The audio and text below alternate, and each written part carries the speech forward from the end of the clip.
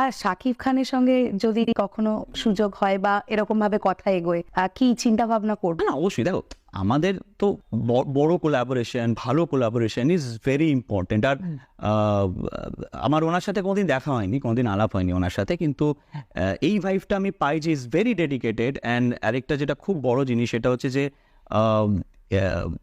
Specially in out of India ওনার খুব বড় ফ্যান ফলোয়িং, খুব ভালো fan following, specially out of India. তো বিকজ আমরা যখন যাই প্রচুর বাংলাদেশি আসে যারা আমাদেরকে ভালোভাবে গ্রিট করে, এই করে, তো সেখান থেকেও জানা যায় যে মানুষ ওনাকে বেসিক্যালি ওনাকে বাংলাদেশের শাহরুখ খান বলা হয়, মানে ওনার এত ফ্যান। অবভিয়াসলি মানে আমার ভালো লাগে সেই জিনিসটা খুব, মানে ইনফ্যাক্ট তো সেই জায়গা থেকে দাঁড়িয়ে যে এই যে ওনার যে স্টারডম এবং সেইটা আরো বেশি প্রত্যেক বাঙালি মানে আমাদের ইন্ডিয়ার বাংলাদেশে সবাই মিলে ছড়িয়ে গেলে আরো ভালো, এবং তার জন্য একটা কোলাবোরেশন করা, এটা ওয়াই নট, মানে সত্যিই তো ভালো লাগবে, মানে ভালো মানুষদের সাথে এবং ভালো টিমের সাথে কাজ, ডেডিকেটেড স্পেশালি। আমার ওনার ডেডিকেশনও ভীষণ ভালো লাগে। লাইক যাই মার্কেট হোক না কেন, যে লেটস ডু সামথিং বিগ, বড় কিছু করি। তো সেটা ওনার মধ্যে ভীষণভাবে আছে, চাই মানে খুবই রেসপেক্ট করি আমি সেই জিনিসটা। বাট আনফর্চুনেটলি কোনোদিন আলাপ হয়নি ওনার সাথে, বাট অবভিয়াসলি আলাপ হলে ভালো লাগবে, তো হবে কোনো না কোনো দিন। নিশ্চয়ই।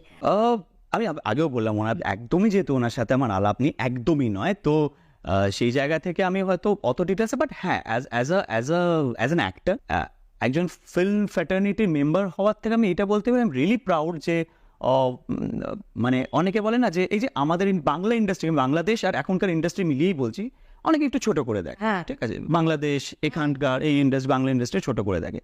সেইখান থেকে একজন মানুষ উঠে আসা যার এই craze not only in Bangladesh or India but outside India also, একদম এইটা আমার খুব ভালো লাগে, আমার জেনুইনলি খুব ভালো লাগে। এবং আমি এখনো জানি, আমি যতবার বাইরে গেছি, কোনো বাঙালি যদি কেউ বলে অঙ্কুশদা আমি আপনার খুব বড় ফ্যান, তারপরে আমরা থ্যাংক ইউ তো পরেই বলবে আপনার আর সাকিব ভাইয়ের আমি খুব বড় ফ্যান।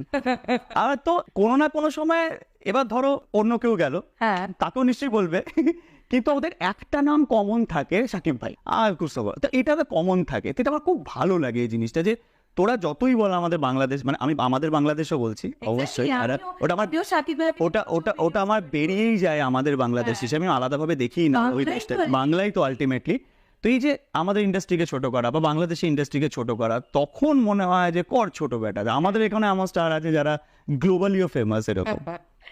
একদম শেষ দিকে আমি যে ডায়লগটা দিয়ে শুরু করেছিলাম, ওটা একবার তুমি বলো। দেখ প্রথম ডায়লগটা এখন সত্যি আমার তাই অবস্থা, ফাঁকা পকেট। তো এখন সত্যি ওটাই চেষ্টা করছি, এখন খুব জেনুইনলি বেরোবে, কারণ আমার সত্যি ফুটে কিসমত বলবো না, ফাঁকা পকেট তো অবশ্যই চেষ্টা। ফাঁকা ছিল পকেট, ফুটি ছিল কিসমত, তাও খুদার কাছে ইবাদতে, নাম নয় চেয়েছি শুধু ইজ্জত।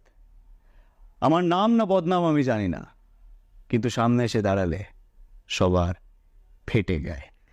Wow, fantastic.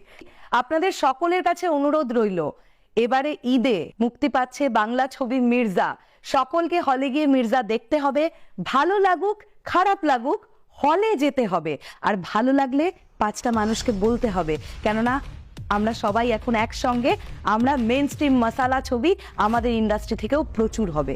শেষ করলাম দাদা, খুব ভালো থেকো, খুব ভালো লাগলো, নমস্কার।